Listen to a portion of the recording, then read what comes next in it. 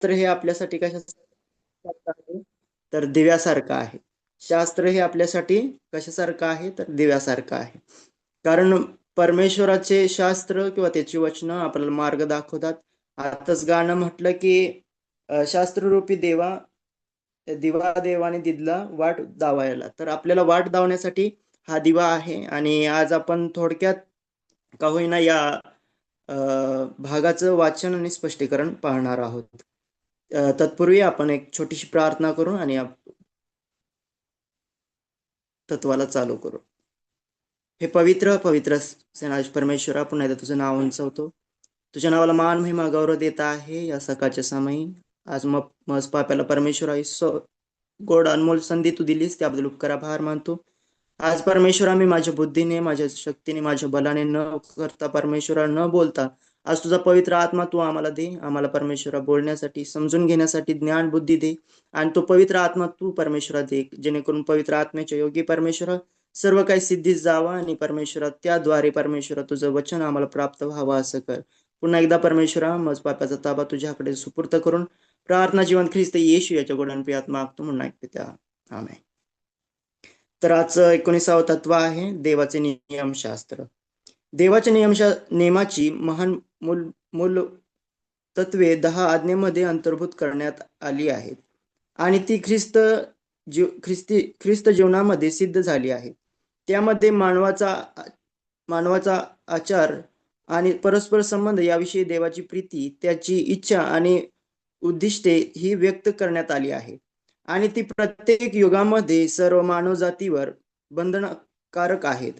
हे नियम देवाने त्याच्या लोकांबरोबर केलेल्या कराराचा पाया असून ते देवाच्या न्यायाचे प्रमाण आहेत. पवित्र आत्मा या प्रतिनिधित्वाद्वारे ते पाप दर्शवितात आणि उद्धारकर्त्याची गरज असल्याची भावना जागृत करतात. कारण संपूर्णतः कृपेवर आधारभूत आहे, कर्मावर नाही, परंतु त्याची निष्पत्ती आज्ञापालन आहे. ह्या आज्ञापालनाद्वारे ख्रिस्ती स्वभाव वृद्धिगत होतो आणि त्याची परिणती सुस्थितीमध्ये होते. देवावरील आमच्या प्रीतीचा आणि आमच्या बांधवाविषयीचा काळजीचा तो पुरावा आहे. विश्वास धरून केलेले आज्ञापालन जीवनामध्ये परिवर्तन करणाऱ्या ख्रिस्ताच्या सामर्थ्याचे प्रदर्शक करीते आणि त्यामुळे ख्रिस्ती साक्ष प्रबळ बनते. तर या ठिकाणी आपल्याला दिसून येतं की देवाचे नियमशास्त्र.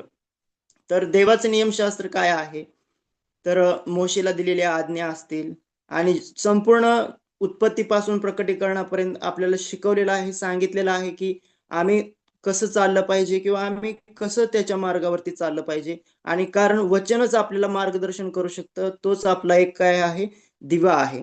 तर या ठिकाणी सांगितलेलं आहे की जीवनामध्ये सिद्ध झाले आहे, त्यामध्ये मानवाचा आचार व परस्पर संबंध याच्याविषयी देवाची प्रीती, त्याची इच्छा आणि उद्दिष्टे ही व्यक्त करण्यात आली आहेत.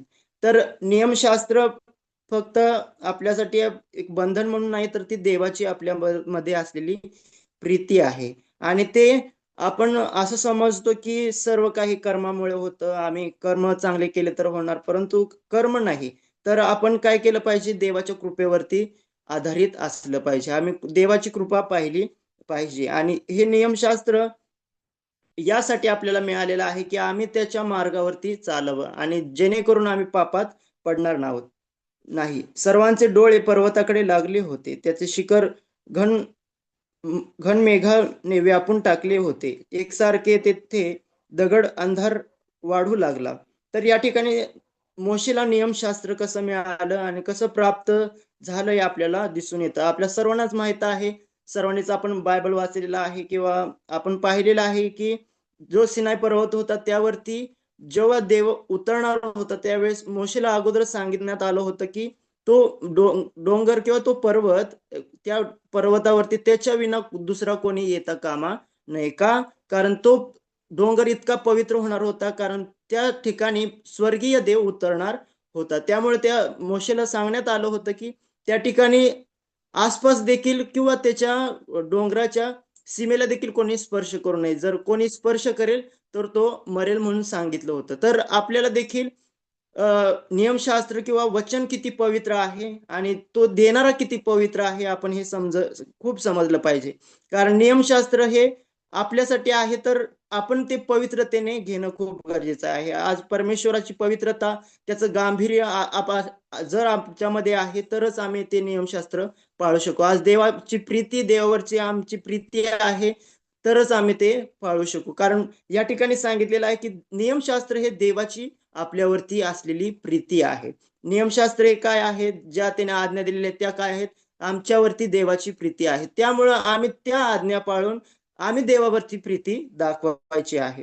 तर या ठिकाणी सांगितल्याप्रमाणे मोशेला सांगितलं होतं की तो डोंगर इतका पवित्र बनेल, आणि आपण आता वाचणारच आहोत की त्या ठिकाणी किती महत्वाच्या गोष्टी घडलेल्या आहेत. पुढे वाचूया. एकसारखे तेथे दगड अंधार वाढू लागला आणि पर्वत रहस्याने गडप झाला होता. अंधारातून विजेंचा कडकडाट होऊन त्या चमकू लागल्या आणि मेघगर्जनेचे प्रतिध्वनी एकसारखे होऊ लागले. परमेश्वर अग्नीच्या ठाई सिनाय पर्वतावर उतरला, म्हणून तो सर्व धूम धूममय झाला. भट्टीच्या धुरासारखा त्याचा धूर वर चढला व सर्व पर्वत थरथरू लागला. रणशिंगांचा शब्द अधिकाधिक होत गेला.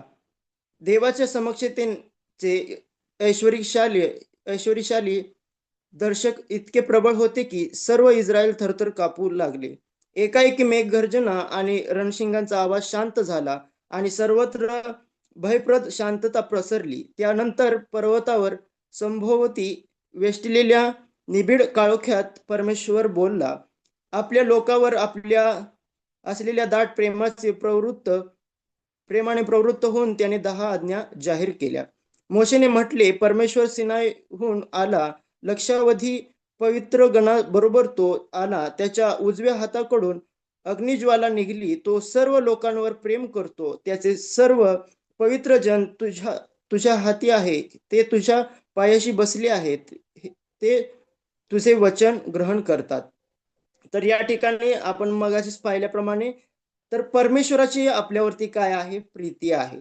आपल्यावरती दाट प्रेम आहे आणि त्याचं स्वरूप किती भीतीदायक आहे, किंवा तो आल्यानंतर किती आपल्याला दिसून येतं की त्याच्या हाताकडून ज्वाला निघतात. तर आपण परमेश्वरला असंच घेतो, किंवा एखादा काय म्हणतात त्याला, एखादा मनुष्य किंवा एखादा व्यक्ती असल्यासारखं घेतो. परंतु देव प्रीती आहे, देव कणवाळू आहे, देव मंदक्रोधी आहे, परंतु देव देखील ईर्ष्यावान देखील देव आहे. परमेश्वरानं ही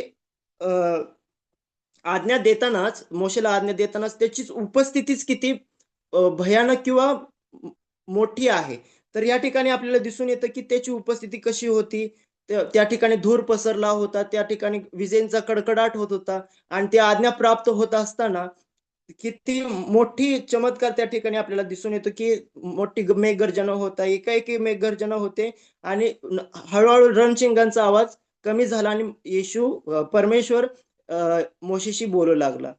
त्या पुढे पाहूया. सिनाय पर्वतावर जेव्हा परमेश्वराने आज्ञा दिल्या, त्यावेळेस त्याने स्वतःला ऐश्वर्यशाली सर्वश्रेष्ठ विश्वाधिपती म्हणूनच केवळ प्रकट केले नाही, तर तो एक लोकांचा उद्धार करता आहे असे वर्णन केले. तर त्या ठिकाणी त्यानं काय प्रकट केले की आपल्याला वाचायला मिळतं की निर्गमनाचा 20वा अध्याय 2रं वचन, ज्याने तुला मिस्र देशातून दास्यगृहातून आणले, तो मी परमेश्वर तुझा देव आहे. तर आपल्याला या ठिकाणी दिसतं की इस्रायल लोकांना दास्यगृहातून बाहेर काढलेला तो परमेश्वर कसा आहे, तर तो उद्धार करता आहे, आपला उद्धार करणारा देव आहे. आणि तो उद्धार करता तारणारा असल्यामुळे त्याने केवळ इस्रायल लोकांनाच नाही, तर सर्व मानवजातीला पाचारण केले आहे. आज आपण समजतो की अनेक जण समजतात, अनेक जणांचा गैरसमज आहे की आज्ञा फक्त इस्रायल लोकांनाच होत्या. तर असं नाही. ह्या आज्ञा कोणासाठी होत्या, तर सर्व मानव जातीसाठी आहेत, आणि आज देखील आहेत. आज देखील या आज्ञेमधून काही कमी केल्या जातात किंवा वाढवल्या जातात, तर आपल्या सोयीने त्या पाळल्या जातात. तर नाही, या संपूर्ण आज्ञा जशा इस्रायल लोकांना होत्या तशा आज आम्हाला देखील आहेत. आणि संक्षिप्त बहुव्यापी आकलनांनी आणि अधिकारयुक्त नियम ज्यामध्ये मानवाने देवाशी कर्तव्य आणि मानवाशी कर्तव्य समाविष्ट करण्यात आले. तर देवाचं मानवासाठी कर्तव्य आणि मानवाचं देवासाठी कर्तव्य काय आहे, तर हे समाविष्ट या आज्ञेमध्ये आहे. तर आपण पाहतो की 10 आज्ञा आपल्याला माहित आहेत. तर पहिली आज्ञा आहे, माझ्यासमोर तुला अन्य देव नसावेत. आपल्यासाठी कोरीव मूर्ती करू नको व आकाशातील खाली पृथ्वीवरील व पृथ्वीच्या खालच्या जलातील कशाची प्रतिमा करू नको. त्याच्या पाया पडू नको किंवा त्याची पूजा करू नको. कारण मी परमेश्वर तुझा देव ईर्ष्यावान देव आहे. जे मजशी विरोध करतात त्यांच्या गुलामास 3ऱ्या-4थ्या पिढीपर्यंत वडिलांच्या अन्यायाबद्दल शासन करतो. आणि जे मजवर प्रेम करतात व माझ्या आज्ञा पाळतात अशांच्या हजारो जनावरांवर मी दया करतो. तर या ठिकाणी मगाशीच आपण म्हटल्याप्रमाणे की देव कसा आहे, ईर्ष्यावान आहे. देव कसा आहे, ईर्ष्यावान आहे. भलेही त्याची प्रीती आमच्यावरती आहे म्हणून त्याने आज्ञा दिलेल्या आहेत, परंतु जो कोणी त्या त्या त्या 4थ्या पिढीपर्यंत 3ऱ्या-4थ्या पिढीपर्यंत त्याचं शासन देखील तो करतो. तर आपण समजून घेतलं पाहिजे की परमेश्वराने दिलेलं नियमशास्त्र किती महत्वाचं आहे. देवाचं नियमशास्त्र किती महत्वाचं आहे आणि आम्ही तसं चालणं खूप गरजेचं आहे. आज सेवा कार्य करत असताना आपण इतरांना सांगतो, परंतु आपण देखील ते नियमशास्त्र खूप पाळणं गरजेचं आहे. तर तिसरी आज्ञा आपल्याला सांगते की तुझा देव परमेश्वर याचे नाव व्यर्थ घेऊ नको, कारण जो परमेश्वराचे नाव व्यर्थ घेईल त्याची तो गय करणार नाही. आज परमेश्वराचं नाव व्यर्थ घेतलं जातं. अनेक जण परमेश्वराला तुच्छ लेखतात. अनेक जणांना माहित असून देखील त्याच्या आज्ञा मोडून देखील काय करतात, तुच्छ लेखलं जातं. तर परमेश्वराला तुच्छ लेखू नये, कारण त्या ठिकाणी सांगितलेलं आहे की तो त्यांची गय करणार नाही. जो परमेश्वराला तुच्छ लेखतो, त्याच्या आज्ञांना किंवा त्याला तुच्छ लेखतो, त्याची गय करणार नाही. आणि महत्वाची म्हणजे 4थी आज्ञा. आज आपल्याला माहित आहे की 4थी आज्ञा अनेक चर्चेस मधून नाहीशी केलेली आहे, अनेक मंडळांमधून नाहीशी केलेली आहे. अनेक जण म्हणतात ते फक्त इस्रायल लोकांसाठी होतं. अनेक जण काय म्हणतात की साबात येशू ख्रिस्ताच्या येण्यापासून बंद झालेला आहे किंवा अनेकांचे गैरसमज आहेत. परंतु साबात दिवस आपण पाळणं खूप गरजेचं आहे. आपण सेव्हन्थ डे ऍडव्हेंटिस्ट या नात्याने आपण पाळून इतरांना पाळण्यासाठी शिकवणं खूप गरजेचं आहे. तर 4थी आज्ञा आहे, शब्बत दिवसाची आठवण ठेवून तो पवित्रपणे पाळ. 6 दिवस श्रम करून आपली सर्व कामकाज कर, पण 7वा दिवस तुझा देव परमेश्वर याचा शब्दात आहे. त्या दिवशी कोणतीही कामकाज करू नको. तू तुझ्या पुत्र, तुझी कन्या, तुझे दास, तुझी दासी, तुझे पशु किंवा तुझ्या वेशीच्या आत आलेला विदेशी यानेही करू नये. कारण 6 दिवस परमेश्वराने आकाश, पृथ्वी, समुद्र व त्यातील सर्व काही निर्माण केले आणि 7व्या दिवशी विश्राम घेतले. म्हणून परमेश्वराने 6 दिवस आशीर्वाद देऊन पवित्र असा ठरविला आहे. तर अनेक दिवसामध्ये साबात हा कसा आहे, पवित्र आहे आणि तो आशीर्वाद देऊन परमेश्वरानं पवित्र केलेला आहे. आज आपण साबात पाळतो. आज अनेक जण साबात कसा पाळतात आपल्याला प्रत्येकाला माहित आहे की आपण साबात कसा पाळतो. परंतु आज परमेश्वराची इच्छा आहे की आमच्या घरामध्ये असणारा प्रत्येक जण, आमचं काम असो, आमचे गुरेढोरे असो, आमच्या घरामध्ये येणारा पाहुणा देखील असो, त्याने देखील आपल्यासोबत किंवा ज्यांना माहित नाही त्याने देखील जेव्हा आमच्या संपर्कात येतात त्यांना देखील साबात पाळण्यासाठी आपण सांगितलं पाहिजे, असं परमेश्वराचं वचन सांगतं. 5वा आज्ञा आहे, आपला बाप व आपली आई यांचा मान राख, म्हणजे तो देश तुझा देव परमेश्वर तुला देत आहे, तू चिरकाल राहशील. तर पहिल्या 4 आज्ञा परमेश्वरावरती प्रीती कशी करावी आणि नंतरच्या 6 आज्ञा ज्या आहेत त्या शेजाऱ्यावर कशी प्रीती करावी आपल्याला सांगितलेलं आहे. येशू ख्रिस्ताने देखील या 10 आज्ञांचे 2 आज्ञा बनवलेल्या आहेत की बाबांनो, देवावरती प्रीती करणं आणि आपल्या शेजाऱ्यावरती प्रीती करणं. तर 6वी आज्ञा आहे, खून करू नको. 7वी व्यभिचार करू नको, चोरी करू नको, आपल्या शेजाऱ्याविरुद्ध खोटी साक्ष देऊ नको, आपल्या शेजाऱ्याच्या घराचा अभिलाषा करू नको, आपल्या शेजाऱ्याच्या स्त्रीचा अभिलाषा करू नको, आपल्या शेजाऱ्याचा दास, दासी, बैल, गाढव अथवा त्याची कोणतीही वस्तू याचा अभिलाषा करू नको. तर या ठिकाणी आपल्याला पुढच्या 6 आज्ञा सांगतात की आपण शेजाऱ्याशी कसं वागावं. मग शेजारी आपला साईडला राहणारा नसून तो कोणी देखील असू शकतो.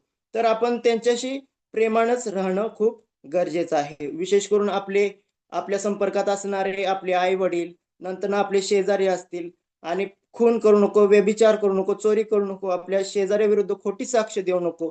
या गोष्टी खूप महत्त्वाच्या आहेत. आज आपल्यामध्ये ह्या गोष्टी आहेत. भलेही आपण फिजिकली किंवा हाताने खून करत नसून, परंतु आमच्या मनामध्ये जेव्हा विचार होतो, तर वचन सांगतं की ते केल्यासारखंच आहे. आज आमच्यामध्ये ते विचार देखील, अंतःकरणामध्ये देखील ते विचार असता कामा नये. कारण आपल्याला देवाची प्रीती इतरांना दर्शवायची आहे. आज्ञा म्हणजे काय आहे, तर देवाची आपल्याला वरती असलेली प्रीती आहे. आपण थोडक्यात मुद्दे पाहणार आहोत. नियमशास्त्राचे स्वरूप. तर नियमशास्त्राचे स्वरूप कसे आहे? देवाचा स्वभाव नियमशास्त्रामध्ये प्रतिबिंबित झाला असल्याने 10 आज्ञांचे नियमशास्त्र नैतिक, आध्यात्मिक व बहुव्यामी आकलनीय असून त्यामध्ये विश्वव्यापी तत्वाचा समावेश करण्यात आला आहे. तर त्यामधील एक मुद्दा आहे नियमशास्त्र दात्याच्या स्वभावाचे प्रतिबिंब. तर आता आपण लक्ष देऊया की नियमशास्त्र दात्याच्या स्वभावाचे प्रतिबिंब. नियमशास्त्र हे काय आहे, तर देवाचा असणारा स्वभाव आहे. जर आपण एका आरशापुढे उभारलो, तर आपलं संपूर्ण देह आपल्याला दिसतो की बाबा माझी केस विस्कटलेली आहेत, मी कसा आहे, हे प्रतिबिंब आरसा आपल्याला आहे तसं दाखवतो. तसेच नियमशास्त्र काय आहे? देवाचे प्रतिबिंब आहे, देवाच्या स्वभावाचे प्रतिबिंब आहे. आज देवाचा स्वभाव कसा असेल असं ओळखायचं असेल किंवा देव कसा असेल ओळखायचा असेल, तर आपण नियमशास्त्र पाळलं पाहिजे किंवा ऐकलं पाहिजे किंवा त्या ठिकाणी आपण बघितलं पाहिजे की नियमशास्त्र काय सांगतं, नियमामध्ये काय सांगतं, पवित्र शास्त्र काय सांगतं, की बाबांनो देवाचा स्वभाव मला जाणून घ्यायचा असेल, तर पूर्ण शास्त्रामध्ये देवाचा स्वभाव दिलेला आहे. देवाचे स्वाभाविक गुण त्याच्या नियमशास्त्रात प्रतिबिंबित झाले आहेत, असे पवित्र शास्त्र समजते. देवाप्रमाणे परमेश्वराचे नियमशास्त्र पूर्ण आहे आणि परमेश्वराचा निर्बंध विश्वसनीय आहे. नियमशास्त्र पवित्र आहे आणि आज्ञा पवित्र, यथा यथान्याय व उत्तम आहे. तुझ्या सर्व आज्ञा सत्य आहेत. तुझ्या निर्बंधापासून ठाऊक आहे की ते तू सर्व काळासाठी स्थापिले आहे. तर दावीद राजा देखील या ठिकाणी म्हणतो की नियमशास्त्रे सर्व काळासाठी तू स्थापिले आहे. असं नाही की नियमशास्त्र इस्रायल लोकांनाच होतं, असं नाही की फक्त आज्ञा इस्रायल लोकांनाच होत्या, असं नाही की त्यांना सुटका त्यांची केली म्हणून त्यांनीच पाळावं किंवा त्यांनीच पाळलं पाहिजे. किंवा इस्रायल लोक कोण आहोत, तर आपण स्वतः आहोत. तर इस्रायल लोक परमेश्वर कोणाला समजतो, त्याची लोक त्याच्यावरती विश्वास ठेवणारे लोक. दावीद राजा देखील म्हणतो की खरोखर तुझ्या आज्ञा न्यायी आहेत. परमेश्वराच्या आज्ञा कशा आहेत? न्यायी आहेत. देवाचं नियमशास्त्र न्यायी आहे आणि तोच योग्य न्याय करू शकतो. तर या ठिकाणी पुढे आपण बघूया की नैतिक नियमशास्त्र 10 आज्ञेद्वारे मानवासाठी देवाच्या वागणुकीचा उत्कृष्ट नमुना व्यक्त करण्यात आला आहे. आपला उद्धारकर्ता आणि उद्धारक त्याच्याशी असणारा संबंध आणि मानवाशी असणारे कर्तव्य त्याद्वारे स्पष्ट करते. देवाच्या नियमशास्त्राविरुद्ध स्वैरवर्तन हे पाप आहे आणि पवित्र शास्त्र म्हणते पहिले योहान्याचा 3 अध्याय आणि 4 वचन सांगतं की जो कोणी पाप करतो तो स्वैराचार करतो, कारण स्वैराचार काय आहे? पाप आहे. तर या ठिकाणी सांगितलेलं आहे की नैतिक नियमशास्त्र काय आहे. तर स्वैराचार म्हणजे ज्या सांगितलेलं आहे ते न करता आपण काय करायचं? स्वतःची मनमानी करायची किंवा स्वतःचे करतो, स्वतःला जे हवं आहे ते करणं म्हणजे काय आहे? स्वैराचार आहे. आज आपण देखील तसंच वागत आहोत. परमेश्वराने सांगितलेलं आहे की या ठिकाणी कोणत्या देखील प्रसंगामध्ये आपण असलो, कोणत्या देखील ठिकाणी असलो, कोणता देखील प्रसंग आला तरी आपण कसं राहावं, इतरांशी कसं राहावं, कसं वागावं आणि आज्ञा आपल्याला काय सांगतात, नियमशास्त्र आपल्याला काय सांगतं, हे न पाहता आपण स्वतःच पुढं करून स्वतःच ते करण्याचा प्रयत्न करतो. हे काय आहे? नियमशास्त्राविरुद्ध किंवा शास्त्राविरुद्ध पाप आहे, देवाविरुद्ध पाप आहे. जो कोणी पाप करतो तो स्वैराचार करतो, या ठिकाणी सांगितलेलं आहे. जो कोणी पाप करतो तो काय करतो? स्वैराचार करतो. स्वतःच न सांगता किंवा स्वतःच्या बुद्धीनं न चालता आपण कशावरती चाललं पाहिजे? नियमशास्त्राप्रमाणे चाललं पाहिजे. कारण नियमशास्त्र आपला काय आहे? दिवा आहे. दावीद राजा म्हणतो की ते कसं आहे? मधाहून गोड आहे. आज आपण आपल्यामध्ये जर देवाची प्रीती असेल, देवाचं प्रेम असेल, देवावरती प्रेम असेल, तर आपण काय करू शकतो? ते नियमशास्त्र पाळू. कारण आमची प्रीती कोणावरती आहे? देवावरती आहे. एखादा पती आपल्या पत्नीला कसं वागवतो किंवा पत्नी जेव्हा पतीवरती प्रेम करते, त्यावेळेस काय होतं? की बाबांनो हां, तिच्या आज्ञा पाळल्या जातात. पती जे सांगेल ते केलं जातं. तसंच आपण काय आहोत? देवाची वधू आहोत. तर आपल्या वराचे ऐकणं आपलं कर्तव्य आहे आणि आपण त्याच्याप्रमाणे चालणं आपलं कर्तव्य आहे. या जगामध्ये अ, एखाद्या ऑफिसमध्ये गेल्यानंतर किंवा एखाद्या शाळेमध्ये गेल्यानंतर काय करावं लागतं? शिक्षण घेत असताना, स्कूलमध्ये जात असताना, शाळामध्ये जात असताना, मग ते कॉलेज असो किंवा कोर्सेस असो, त्यामध्ये आपण गेल्यानंतर आपल्याला त्यांच्या वागणुकीप्रमाणे चालावं लागतं, त्यांच्या नियमामध्ये राहावं लागतं. तसेच आज ते नियम जर त्यांनी पाळले किंवा एखादं आपण घेऊया, की रस्त्यावरील जात असताना काही ट्रॅफिक नियम आहेत, रूल्स आहेत, की बाबांनो या बाजूनच गेलं पाहिजे, त्या बाजूनच गेलं पाहिजे. जर आपण ते ट्रॅफिक रूल मोडतो, तर आपला अपघात होण्याची शक्यता दाट असते. तसंच नियमशास्त्र जर आम्ही मोडतो, तर आमचं येणाऱ्या दिवसामध्ये अपघात होणं ठरलेलं आहे. आपण नियमशास्त्र न मोडता, नियमशास्त्र सोडून आपली स्वैराचार न करता आपण त्याच्यापासून भटकू नये. तर आध्यात्मिक वृत्तीने नियमशास्त्र कसं महत्वाचं आहे? तर आध्यात्मिक खूप महत्वाचं आहे, की नियमशास्त्र आध्यात्मिक स्वरूपाचे आहे. तर हे काही मानवी स्वरूपाचे नाही किंवा कोणी मानवाने दिल्या नाही, तर जो आध्यात्मिक आमचा देव आहे, जो पवित्र आहे, जो स्वर्गामध्ये विराजमान आहे, त्यानं दिलेला आहे. म्हणून जे आध्यात्मिक वृत्तीचे आहेत आणि ज्यांचा टाईप आत्म्याची फळे आहेत, तेच त्याचे पालन करू शकतात. किती महत्वाचा मुद्दा आहे बघा या ठिकाणी. जे आध्यात्मिक वृत्तीचे आहेत आणि ज्यांच्यामध्ये आत्म्याची फळं आहेत, तेच काय करू शकतात? नियमशास्त्राचं पालन करू शकतात. आज आज आम्ही ओळखलं पाहिजे, की आमच्यामध्ये आत्म्याची फळं आहेत काय? आज आम्ही ओळखलं पाहिजे, की आमच्यामध्ये आध्यात्मिक वृत्ती आहे काय? की बाबांनो, मी ते नियम पाळण्यासाठी किंवा नियमशास्त्रामध्ये वचनामध्ये राहण्यासाठी मी काय तो स्वभाव किंवा ती आध्यात्मिक पण माझ्यामध्ये आहे काय हे ओळखणं खूप गरजेचं आहे. कारण या ठिकाणी सांगितलेले जो कोणी ज्याच्यामध्ये आत्म्याचं फळच नाही तो नियमशास्त्र पाळू शकत नाही. आज आपण आत्म्याची फळं आमच्यामध्ये असणं खूप गरजेचं आहे. एक छोटस उदाहरण आहे की योहान 15:5 मध्ये देखील सांगितलेलं आहे की द्राक्षवेल आणि आपण एक उदाहरण घेऊया की काट्याचं झुडूप. तर या ठिकाणी द्राक्षविलामध्ये जर एखादा फाटा राहिला तर तो फळ देऊ शकतो आणि तोच फाटा जर काटेरी झुडपामध्ये राहिला तर ते काय देणार? काटेच देणार. तर आपण समजून घेतलं पाहिजे की जर आम्ही आमचा वेल वेल काय आहे? काटेरी आहे. आमचं झुडूप काटेरी आहे, तर आमच्या फांद्या देखील काय असणार आहेत? काटेरीच असणार आहेत. परंतु आमचा वेल द्राक्ष वेल आहे, फळ देणारा आहे आणि ज्यामध्ये द्राक्षवेलाचे आम्ही एक भाग आहोत, द्राक्षवेलाचे आम्ही एक फांदी आहोत, तर आमच्यामध्ये द्राक्षवेलाच्या द्राक्ष फळच येणार. तर या ठिकाणी आपल्याला दिसून येतं की आम्ही देवामध्ये राहणं खूप गरजेचं आहे. आज नियमशास्त्र पाळण्यासाठी आम्ही देवामध्ये राहणं खूप गरजेचं आहे. आणि जोपर्यंत आम्ही देवामध्ये राहत नाही, तोपर्यंत आमच्यामध्ये देव राहू शकत नाही.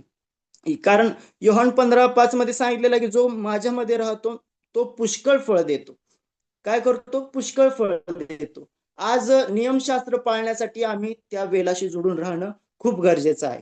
आज नियमशास्त्र पाळण्यासाठी आम्ही त्या वेलामध्ये राहणं खूप गरजेचं आहे. आम्हाला स्वतःला साफसूफ करणं खूप गरजेचं आहे. माळी तयार आहे आपल्याला साफसूफ करण्यासाठी. कारण परंतु आमची इच्छा आहे का आम्ही साफसूफ व्हावं किंवा आमची इच्छा आहे का आम्ही त्याला समर्पित व्हावं? नियमशास्त्र तर दिलेलं आहे, नियमशास्त्र आपल्याला सांगितलेलं आहे. परंतु आज नियमशास्त्र पाळत असताना परमेश्वरानं आपल्यावरती जबरदस्ती केलेली नाही. परमेश्वरानं आपल्यावरती जबरदस्ती केली नाही की तू पाळच. आपल्याला परमेश्वरानं काय दिलेलं आहे? स्वतंत्रता दिलेली आहे. आज आपण ठरवलं पाहिजे की मी त्या द्राक्ष वेलामध्ये राहायचं की काटेरी झुडपामध्ये राहायचं. आज मी काटेरी झुडपामध्ये राहतो, या जगामध्येच राहतो, जगातील गोष्टीच करतो, तर आमच्यामध्ये आमच्या फांदीला काय येणार? काटेच येणार, आणि काटे आणि कुसळेच येणार. आणि जर आम्ही द्राक्ष वेलामध्ये राहतो तर आमच्यामध्ये एक गोड फळ येणार. आज ते गोड फळ काय आहे? तर देवाचं वचन आहे. आज ते गोड फळ काय आहे?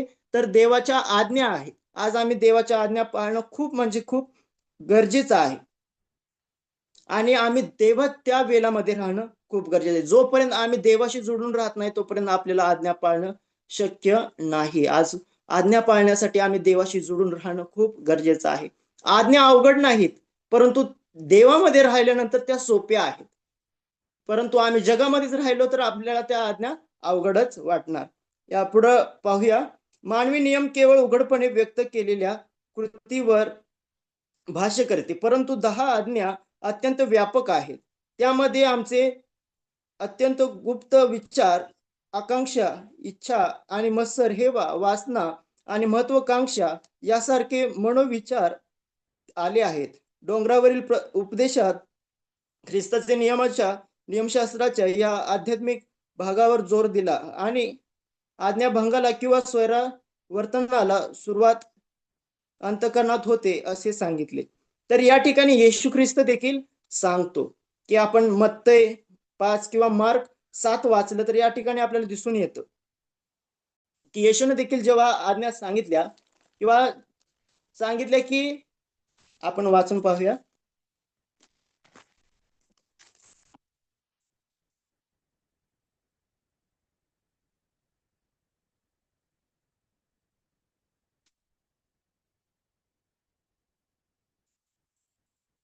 या ठिकाणी सांगितलेलं आहे की व्यभिचार करू नको म्हणून सांगितले होते ते तुम्ही ऐकले आहे. मी तर तुम्हाला सांगतो, जो कोणी एखाद्या स्त्रीकडे काम इच्छेने पाहतो त्याने आपल्या मनामध्ये तिच्याशी व्यभिचार केलाच आहे. तर या ठिकाणी आपल्याला सांगतं की उदाहरण सांगितलेलं की बाबांनो, नियमशास्त्र सांगतं व्यभिचार करू नको, परंतु या ठिकाणी येशू ख्रिस्त त्या प्रत्येकाला आपल्याला देखील सांगतो की जो कोणी ते मनात देखील आणतो तर ते काय झालेलं आहे? ते झालेलंच आहे, ते केलेलंच आहे. तर आपण आध्यात्मिक दृष्ट्या किती महत्वाचं आहे की आम्ही नियमशास्त्र, आमचं अंतःकरण देखील ते नियमशास्त्र पाळलं पाहिजे. आज बाहेरूनच फक्त नियमशास्त्र पाळायचं नाही. बाबा, लोकांना दिसावं मी नियमशास्त्राच्या अधीन आहे, मी देवाच्या अधीन आहे म्हणून राहायचं नाही. आज आमच्या मंडळीला दिसावं किंवा इतर लोकांना दिसावं म्हणून राहायचं नाही, तर आमच्या अंतःकरणातून आम्ही नियमशास्त्र पाळणं खूप गरजेचं आहे. आज आपण देहानं नियमशास्त्र पाळणं उपयोगाचं नाही.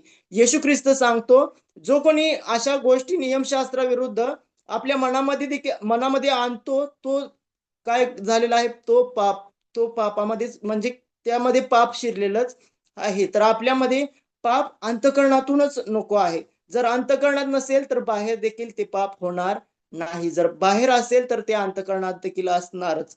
त्यामुळे आपण देखील महत्वाचं आपलं अंतःकरण शुद्ध ठेवलं पाहिजे. या ठिकाणी देखील सांगितलेलं आहे, आतून काय माणसाच्या अंतःकरणातून वाईट विचार निघतात. जारकर्म, चोऱ्या, खून, व्यभिचार, लोभ, दुष्टपणा, कपट, कामतुरपणा, हेवा, शिवागाळ, अहंकार, मूर्खपणा या सर्व वाईट गोष्टी आतून बाहेर निघतात व माणसाला भ्रष्ट करतात.